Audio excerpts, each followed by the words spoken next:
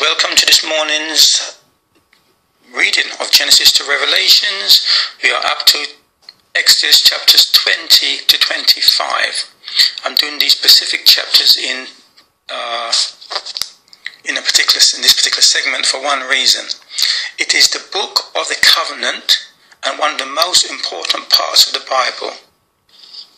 Between chapters 20 to 35, we are going to dispel two big errors in Bible understanding, which has led to the same in the purpose of Messiah coming and understanding the teachings of the New Testament. Now, though I have read these chapters annually for over 16 or so years, it is only in the recent years I got a better understanding, having investigated the Hebrew words behind some of the English translations. Be prepared to go by the word of the scriptures and not the traditional inherited teachings. It could really mean your eternal salvation. I'm only going to highlight certain scriptures. You are still expected to read the whole chapters, preferably in the King James Version, which also gives reference to the original Hebrew words translated. When the other versions paraphrase the translations, you cannot trace the words they've got their translations from, or from which they got a translation. Chapters 20 to 24, verse 7 is the foundation of the Bible. It is the purpose for which Israel was redeemed from Egypt, to serve God in the way He lists, primarily in these chapters. It is a failure to adhere to the covenant of these chapters, i.e. 24 verse 7, that caused Israel to be scattered and the other problems they had. The reason for the history and prophecy chapters between Ruth and Malachi. In other words, after the first 5 books of the Bible comes Ruth, and it ends in the Old Testament, ends in Malachi. All of that is based on these 4 chapters. Then the ultimate reason for sending Yeshua the Messiah to return them to the covenant by which they are reconciled back to God. Now I say them in particular rather than the whole world, because individuals and other nations always had a way back to God by following the light, i.e. this covenant given to Israel. So it's not only the New Testament that who we call Gentiles had a way in. Okay, let's start at Exodus chapters 20 verse 3, which is where people start saying there is the 10 commandments. We shall see it is not the 10 commandments. Verse 3, God speaking to Moses, or speaking to everybody, but primarily through Moses. Thou shalt have no other gods before me. Now before me is better translated as besides or after me, meaning none other except me. In God's eyes there are no other gods, only fake ones in the minds of man's creation. Isaiah 44:8, God speaking, is there a God besides me? Yea, there is no God, I know not of any. Exodus 20 verse 4, thou shalt not make unto thee any graven image or any likeness that is in heaven above, or that is in the earth beneath, or that is in the waters under the earth. Now I left out the words or any likeness of anything that is in heaven, because the of anything is inserted by the translators, and it limits it. If you insert those words, it limits it to things. Whereas the verse is saying of things, including of people, if I can say that. Yes? So the proper reading is, or any likeness that is in heaven above on the earth. Yes, we do not want to limit it to things, because the command is not limited or restricted to things. So in other words, even the pictures of the Messiah, who some call Jesus, is an image of something made in heaven, or should be made. You will never read in scriptures of any prophet or person of God having images or carrying them around. Verse 5, thou shalt not bow down thyself to them, nor serve them. So not even Stations of the Cross that the Catholic Church does, and I'm not sure if any other denominations do it, or lighting candles, or genuflecting, which is kneeling down before these things. Whether images or pictures is prohibited by that verse. Verse 26, and showing mercy unto thousands of them that love me and keep my commandments. Knowing and keeping God's commandments is paramount. Those who do not know and keep them do not get the mercy, which New Testament is translated as grace, etc., that they are desiring. Remember Matthew chapter 7, verse 21 to 23? When many people came and said, Lord, Lord, I'm qualified to come in, I've done all these good things, and he says he never knew them. Now mercy, in this case, in the Old Testament, is equivalent to grace in the New Testament. So when we read things like Ephesians that Paul is saying we are saved by grace, i.e. the mercy through faith, God has just said he gives this grace, this mercy to those who love him and keep his commandments, not just loving him. And we should see, if you wanted to restrict it to loving him, the sign of loving him is to keep his commandments. 1 John chapters 5 verse 3, for this is the love of God, that we keep his commandments, and his commandments are not grievous. 2 John chapters 1 verse 6, and this is love, that we walk after his commandments. This is the commandment, that as you have heard from the beginning, you should walk in it. So, many people today claim to love God, and yet we shall see they do not keep these verses that we are reading today, or these few chapters we're reading today. Okay, Exodus chapters 20, verses 8 to 11. Remember the Sabbath day to keep it holy. I'm going to jump to verse 10. But the seventh day is the Sabbath of Yahweh thy God. In it thou shalt not do any work, thou, nor thy son, nor thy daughter, thy manservant, nor thy maidservant, nor thy cattle, nor thy stranger that is within thy gates. Verse 11. And Yahweh blessed the Sabbath day and hallowed it. Now these three verses, chapters 4, verses 8 to 11, are the longest commandment in this section. Hence, it's given importance. The day holy means a particular one, not one of our choosing, not a day, but the day, one chosen and blessed by God, not by man. It is not a Jewish day, it is God's day, the seventh day, of a roughly 24-hour period. Remember from Genesis chapters 1 verses 3, 5 and 8, I think, God's days starts from evening to evening, i.e. sunset, not midnight to midnight as we do today.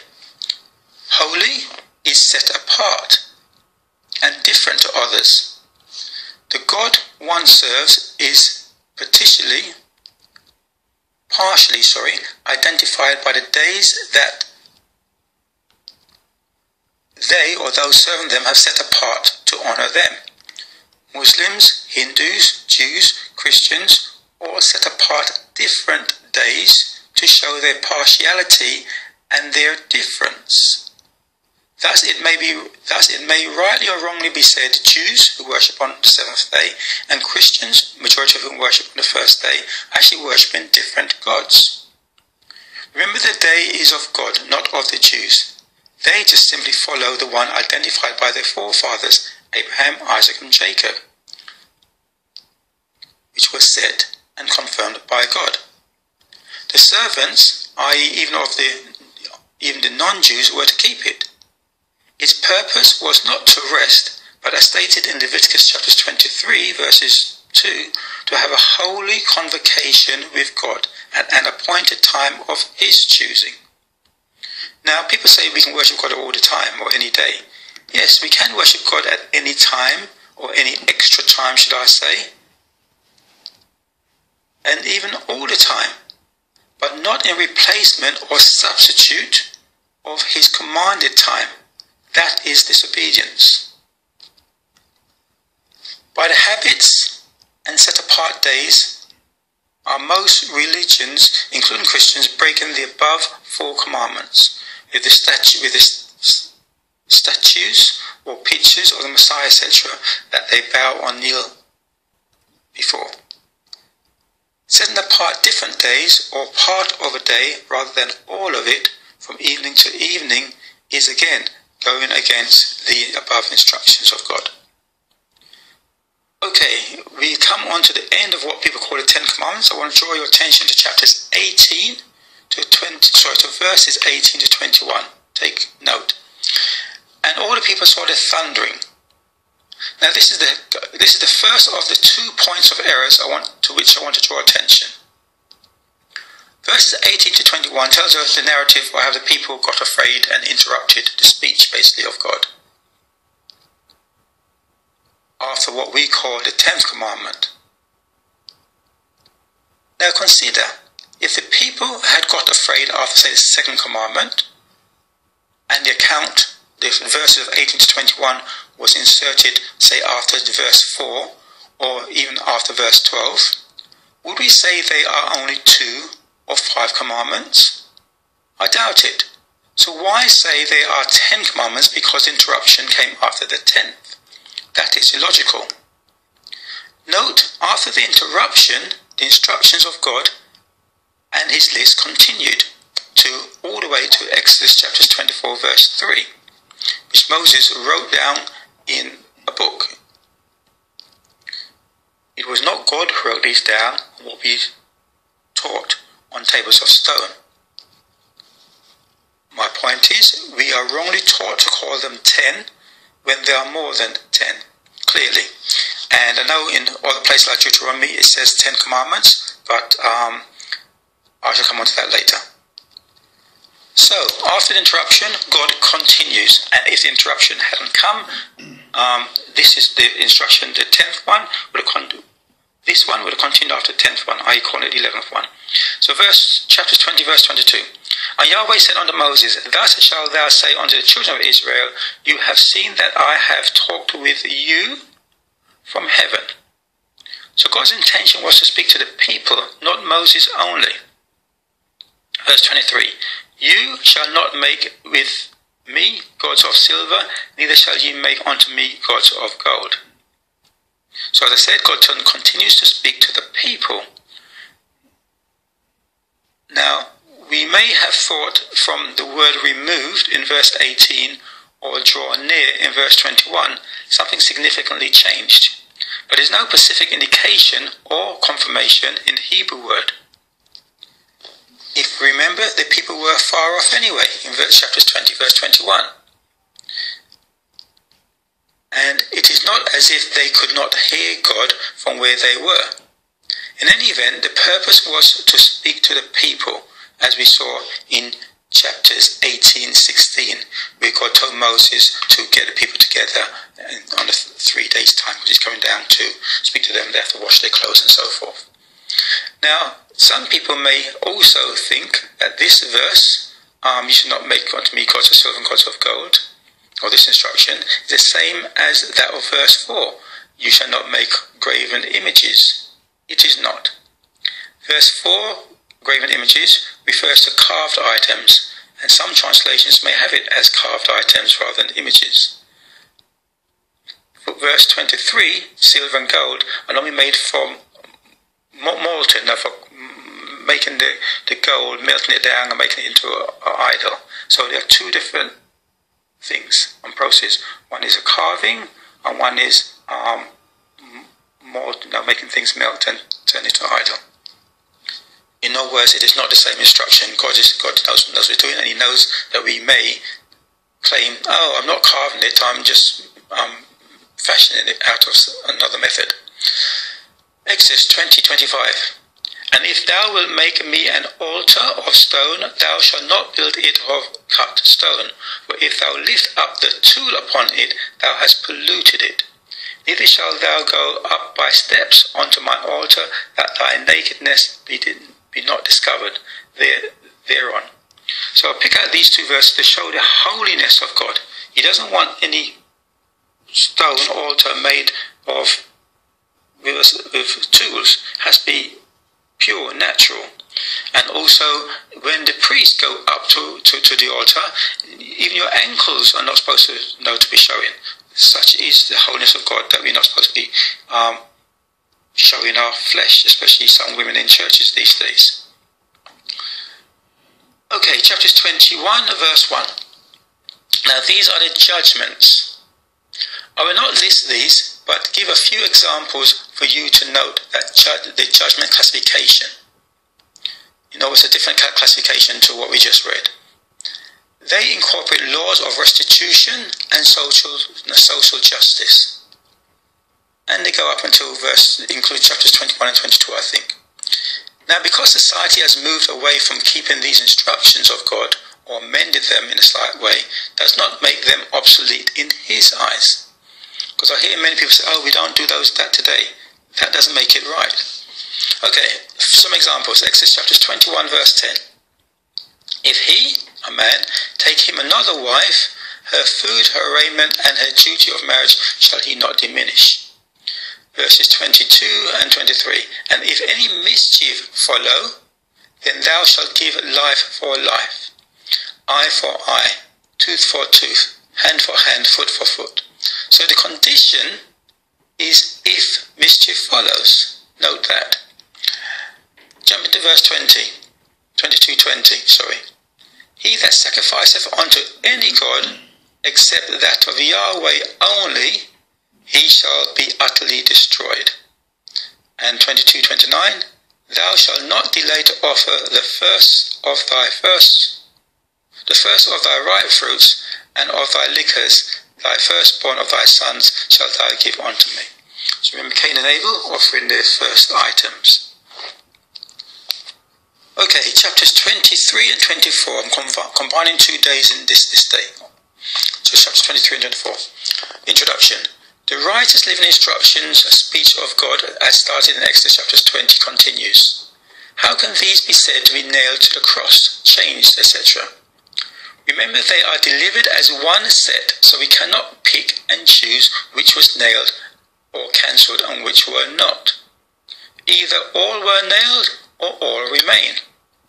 For example, Exodus chapters 23, verse 2. Thou shalt not follow a multitude to do evil, neither shalt thou speak in a cause to decline after any rest of judgment. Verse 7. Keep thee far from a false matter, and the innocent and righteous slay thou not, for I will not justify the wicked. So we cannot say that those were nailed to the cross. As I say, it comes as one set, chapters 20 to 24, verse 7. I have heard many asks, do we still do ABC, meaning we have stopped doing it? The answer, as I've said above, is not in what we have come to do, but what God instructed to be done. If we have stopped doing something, that is no justification. The majority's action or opinions does not cancel the instruction of God. That is why the deceiver brings in a false practice, so that later it becomes a custom after a little while, a tradition, and replaces the word of God in man's eyes and habits. And many of us, foreign of faith, is not the faith or theology of God, but that of man-made churches or interpretation of his Bible. So I draw your attention, it happened in Yeshua's day, Matthew chapters 15 verse 3. But he answered and said unto them, why do ye also transgress the commandments of God by your tradition? So traditions cause transgression of God's commandments. 23 verse 14. 3 times thou shalt keep a feast unto me in the year. Thou shalt keep the feast of unleavened bread. And then I'm going to jump to verse 17. 3 times in the year all the males shall appear before Yahweh God. So this is the reason why tradition has taught us to just focus on 10 commandments. Although within those 10 is verse 8, the Sabbath, they can't take out of the 10. But these verses here is the main reason why the original Church of Rome, who took over the Apostles' Church, focused on 10 Commandments. Because these instructions comes after the 10. And that tradition has found its way into translations. As I said, so that future generations, as today, would focus on 1 to 10, rather than these specific essential holy days that identify the God you serve. These days can then, through tradition, be replaced with pagan ones, not of God, as Christmas, Easter, to the god Ishtar, Mother's, Father's Day, Thanksgiving days, all these days that humans now, Christians now keep, and they're not in the Bible, nor are they of God. Thus, all will be breaking God's instructions, not repent for them and suffer the consequences, which is the plan of the deceiver Satan. Yeshua said, unless you repent, you likewise perish. How many people keep these days above? None, or not many Christians do. Now, verse 17 says males, but that includes the whole family. Men were the head of the family, and they'll lead the family to keeping all of them. Remember, in the Sabbath day, it says not even the servants or the animals were to work on that Sabbath day. And to show you it means the whole family, I shall draw your attention to 2 examples. Remember Joseph and Mary and Yeshua went up to the tabernacle when he got lost at age 12. Now the whole families went, all families went. That's why they thought that he was with one of the other families and their children.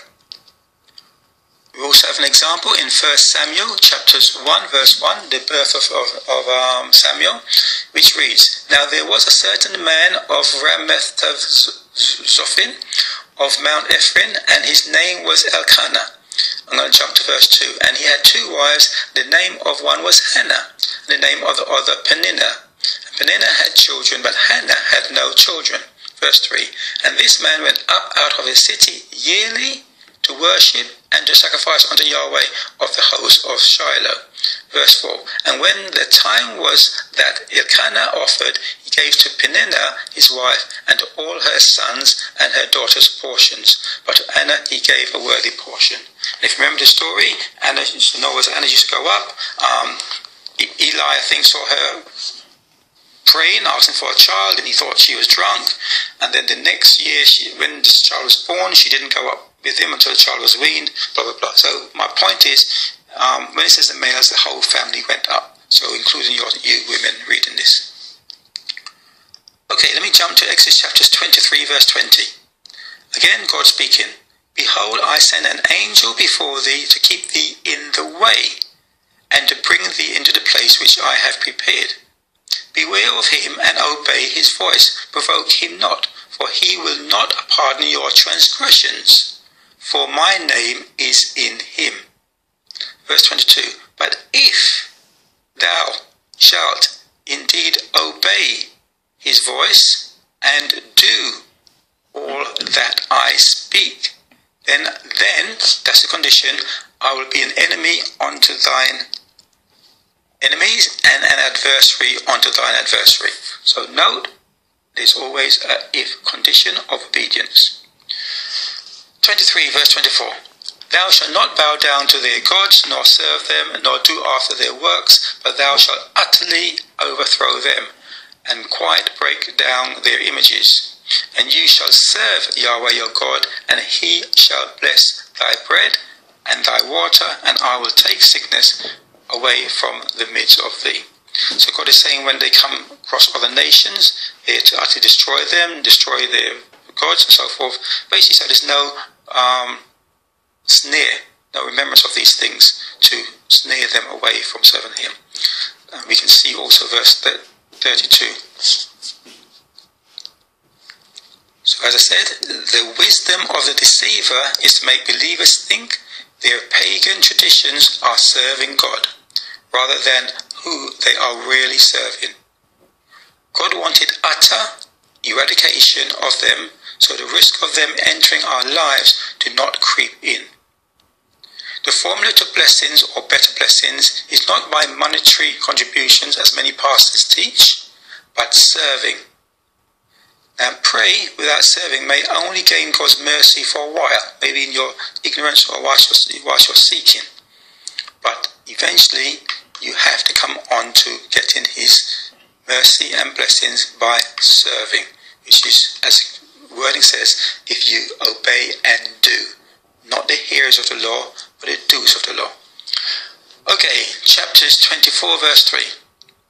And Moses came and told the people all the words of Yahweh and all the judgments. And all the people answered with one voice and said, all the words which Yahweh have said, we will do. And Moses wrote all the words of Yahweh.